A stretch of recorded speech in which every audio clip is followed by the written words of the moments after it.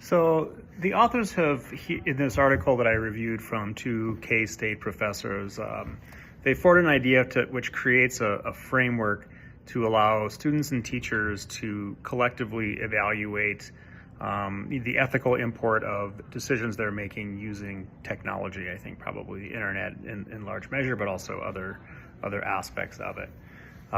They assert the use of a compass as a metaphor and also a tool to sort of place the decisions that they're making on a type of continuum of, really boils down to a good use or bad use of technology, but they use the actual compass. And I think it's a useful idea. You know, the exercise that they forward in the activity that they forward seems like it could be useful as a framework for talking about the good or bad use of technology. But I wonder, in practically speaking, how it would really play out. I think it's a great idea to start talking in terms of every decision that students take with respect to using technology, to suggest that there is a larger life to it or a second life to it, is really important, and one that certainly deserves a lot of attention. And the introduction of the concept of almost a morality into it, I think, is also helpful.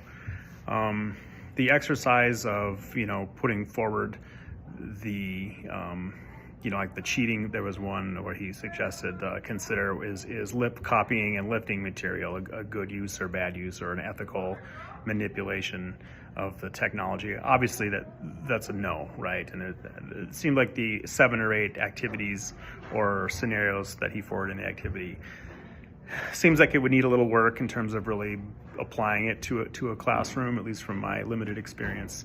But I think the larger idea that they're making, that it's important to consider all the moral and ethical import of how we use technology, this certainly deserves a lot of attention. I think we do give it attention, but these two professors from K-State really crystallize the importance of that in the article.